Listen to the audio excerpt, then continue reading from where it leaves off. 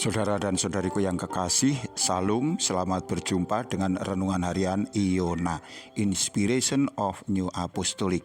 Damai sejahtera Tuhan Yesus Kristus menyertai kita.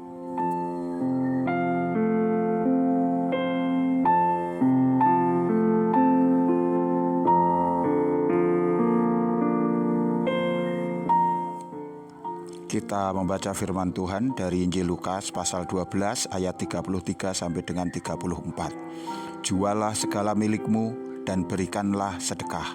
Buatlah bagimu pundi-pundi yang tidak dapat menjadi tua, suatu harta di surga yang tidak akan habis, yang tidak dapat didekati pencuri, dan yang tidak dapat dirusakkan ngengat.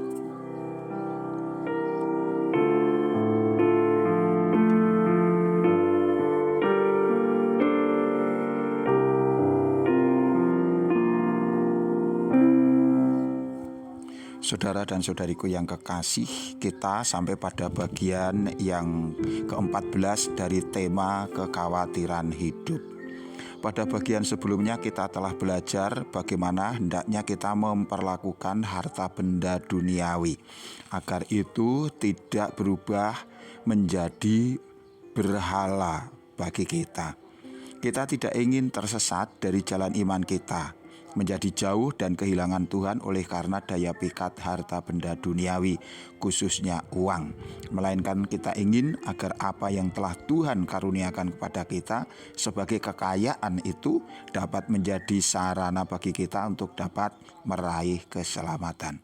Saudaraku, adalah baik jika orang mau merencanakan dan dengan seksama untuk hidupnya yang akan datang. Oleh karena itu kita tidak salah, kita diajarkan untuk tekun bekerja dan berinvestasi. Berinvestasi atau kebiasaan menabung dipercaya dapat memberi ketenangan, terutama jika itu dihubungkan dengan kebutuhan-kebutuhan yang mendesak atau tuntutan-tuntutan di masa depan yang harus segera kita selesaikan, kita atasi, kita tanggung.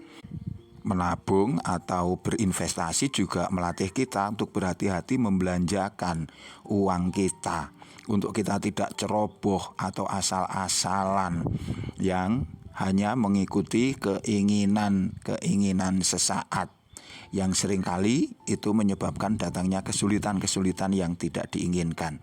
Sekali lagi, ini adalah sesuatu yang baik, yang positif dan perlu.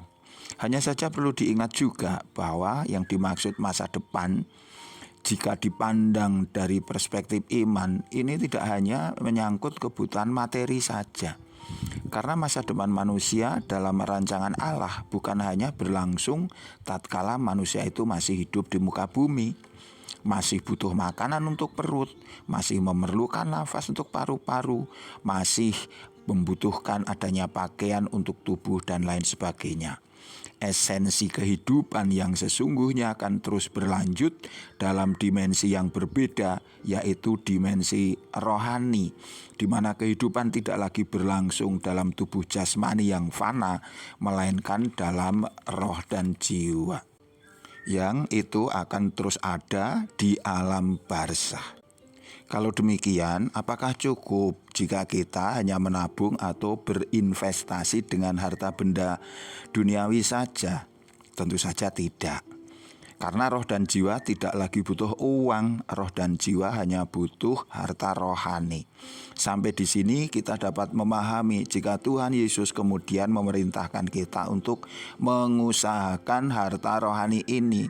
Tuhan memerintahkan, buatlah bagimu pundi-pundi yang tidak dapat menjadi tua, suatu harta di surga yang tidak akan habis, yang tidak dapat didekati pencuri, yang tidak dapat dirusakkan ngengat.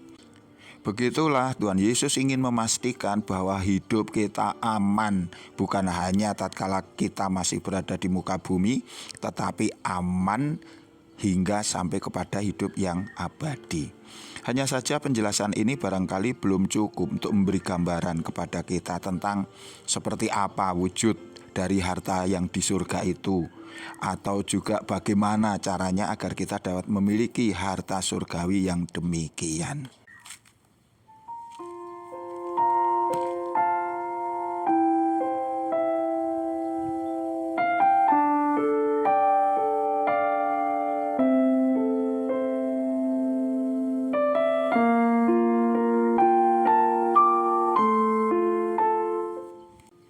Saudaraku yang dikasihi Tuhan, kita mengenal harta duniawi. Yang pertama itu adalah perihal makanan. Tetapi Yesus mengenalkan adanya jenis makanan yang bukan untuk mengenyangkan perut, bukan untuk memenuhi kebutuhan nutrisi tubuh, dan juga bukan untuk menunjukkan kelas ekonomi atau strata sosial manusia, melainkan makanan yang tidak bisa basi, tidak bisa tumpah, dan tidak bisa menjadi rusak. Engkau bisa baca di dalam Injil Yohanes 4 ayat 31 dan seterusnya. Di sana disebutkan ketika itu para murid mengajak Yesus untuk makan, tetapi Yesus justru mengatakan kepada mereka demikian, "Padaku ada makanan yang tidak kamu kenal." Tentu saja para murid tidak mengerti apa yang dimaksudkan Tuhan, tetapi kemudian Tuhan menjelaskan, "Makananku ialah melakukan kehendak Dia yang mengutus aku dan menyelesaikan pekerjaannya."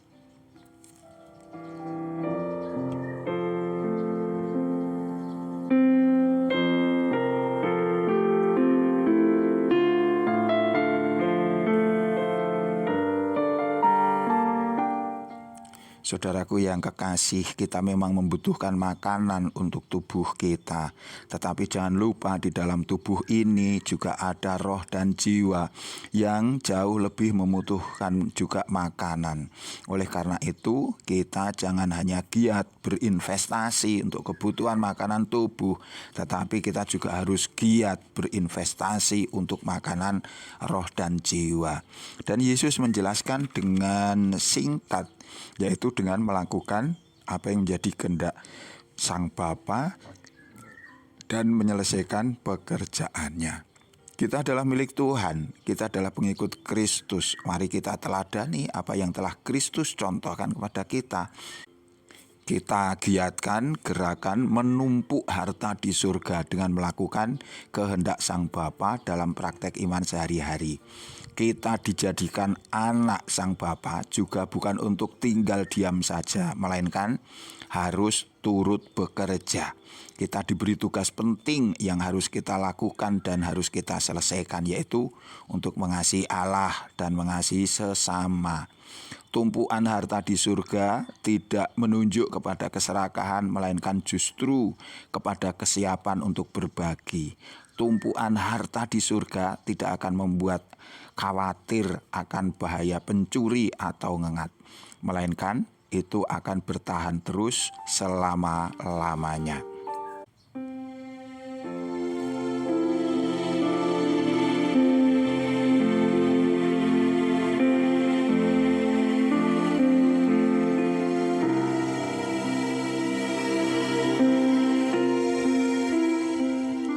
Oleh karena itu, saudaraku, jika kini engkau memiliki timbunan harta duniawi, jangan biarkan itu membusuk dalam penguasaanmu saja, tetapi kini engkau bisa mengkonversikannya menjadi harta yang abadi, yaitu dengan cara mendistribusikannya kepada sesama untuk menolong mereka yang menderita.